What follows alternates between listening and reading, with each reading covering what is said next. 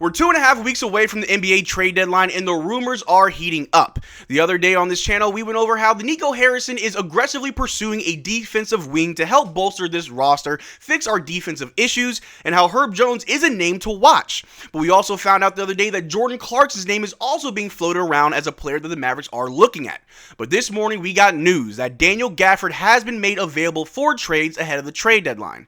So in this video, we're going to take a look at all the information that we have in front of us. Who should the Dallas Mavericks actually go after? Should we part ways with Daniel Gafford? And what does this mean for the team moving forward?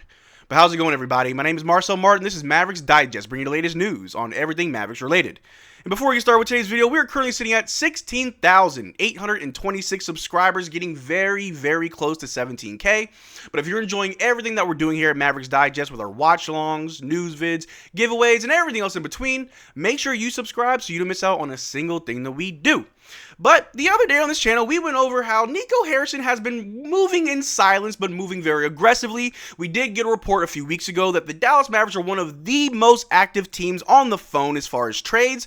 And ahead of the trade deadline, the Mavericks could use a little bit of help. And I don't want to admit that I was wrong, but I'll admit that I was wrong. Over the summer, after we lost Derrick Jones Jr., I proudly said we were going to be fine. We got Najee Marshall, Klay Thompson, Spencer Dinwiddie, and Quentin Grimes. And although I am still happy that we got those four guys, losing Derrick Jones Jr., a point of attack defender, has been evident that that's what we need. Our perimeter defense has been horrible. Our point of attack defense has been even worse. The Dallas Mavericks are just horrible when it comes to defending the three-point line. We've seen it last night against the Oklahoma City Thunder. We've seen it the other night before that game against the New Orleans Pelicans.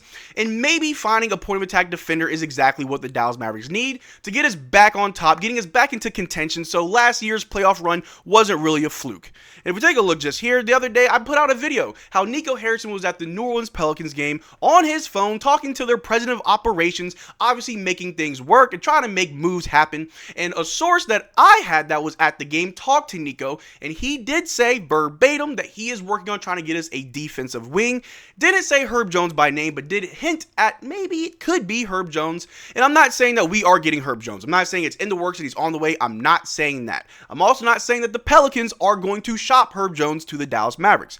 All I'm saying is these are the type of players that the Dallas Mavericks obviously are looking at. Obviously, this is a need that we have. They've identified that, and these are some of the players that they would like to go after, try to get, and see if that's what we need to help get this team better and get us on the right track. We have a lot of key players on this team that obviously make this team successful. We have shot blockers. We have rebounders in PJ Washington. We've got playmakers and facilitators, scorers, and even bench guys. But the problem that we've had outside of health, outside of just availability, has really been our defense. And on the perimeter, I've said it a million times, but on the perimeter, it is just abysmal. We give away three-point shots. We don't close out on the three. We don't aggressively pursue that three-point defense. And maybe Herb Jones or a player like Herb Jones could be exactly what we need. And I understand that he is injured indefinitely, not out for the season, like I said in the last video, but he is out indefinitely. We could buy low on that. Maybe if we want to just say this season is a wash, focus on next year. We make the moves now so we can pivot, try to get these younger guys some minutes so they can develop for the rest of the season. And next year we come back even stronger. But we do want to take a look at this right here. The Mavericks have been searching the market for a key two-way wing, sources told Clutch Points. In addition to looking on the wing, Utah Jazz veteran Jordan Clarkson's name has been brought up in connection with Dallas. So obviously Jordan Clarkson is not a defensive wing or a two-way wing. I mean, he's a good backup point guard. Obviously, sixth man of the year material still even in this stage of his career. But knowing that we're not just looking for a defensive wing, not only are we looking for a two-way wing, but also Jordan Clarkson, who I do like Jordan Clarkson. Jordan Clarkson is a player that I would have loved to have a few years ago. Even now, I'd still love him. I don't want to give up too much for him. I don't think if Daniel Gafford is the type of player that we would trade for Jordan Clarkson, I don't think that's the return that I would want. But how good has Jordan Clarkson been for the Utah Jazz this year? Well, this season he's averaging 16 points, 3.4 rebounds, 3.8 assists, 0.3 blocks, 0.9 steals, 2.5 turnovers, and 1.5 fouls per game, shooting 41% from the field and 33% from three. He shoots 44% on corner threes, 63% of his threes are assisted, and 42% of all shots are threes. He's obviously able to create for himself and others. In that first meeting against Utah this season, we all saw how he was able to pull up a crazy play to get John Collins the breakaway dunk to just win the game on the Dallas Mavericks, as we had a horrible defensive breakdown. But if we don't want to keep Spencer Dinwiddie long-term, which I do, I would love to have Spencer Dinwiddie long-term. He's been great for us this season, especially on the 1-year minimum contract that he's on. The type of money that we're spending on Spencer Dinwiddie is amazing for the value that we're getting. But if we want to have another option, and maybe not to replace Spencer, but just to have another option, why not Jordan Clarkson? I know all my Filipino fans out there would just love to have him on the Dallas Mavericks. I would too, for sure. And the production that he is putting up for the Utah Jazz off the bench would definitely help the Dallas Mavericks. And maybe we would have to trade Jaden Hardy. And I understand Jaden Hardy is maybe a Jordan Clarkson down the road. Not quite yet. His defense definitely isn't there. His decision-making and playmaking is not there. The scoring, sure. Jaden Hardy has shown us that he can score. Up until the halfway mark through December, Jaden Hardy has had the best three-point percentage in the NBA. But what does kind of suck is the fact that Jaden Hardy is out with an injury. Last night against the Oklahoma City Thunder, after a nasty fall from the Thunder, he did have a sprained ankle and he left the game. Currently no timetable on his return. But it is interesting to see that Jordan Clarkson, who has been linked to Dallas in the past, is a name that's being brought up again. And obviously that's a player that I wouldn't mind. I think that's what the Dallas Mavericks could definitely use and benefit from. Maybe not that point of attack defender. Maybe not even the world-class defender that we're looking for. Maybe that really doesn't solve any of our immediate problems, but it could fix problems down the road. And again, you don't want to buy high on Jordan Clarkson. I'd gladly trade Jaden Hardy, maybe a first-round pick, but I'd ask, hey, can you also take Maxi Kleber off my hands? That 2-for-1 deal would open up another roster spot for us to pivot and try to fix some other holes in our defense, or maybe even some holes in our offense. But another report that we definitely got to look at right here. This came out the other day, and obviously Evan Sidery isn't the most reliable source. At least a lot of people discredit what he has to say. He is right on things, he is wrong on things, but he did tweet this out yesterday, saying the Mavericks have dangled Daniel Gafford in trade talks around the NBA to hopefully acquire an impact wing defender.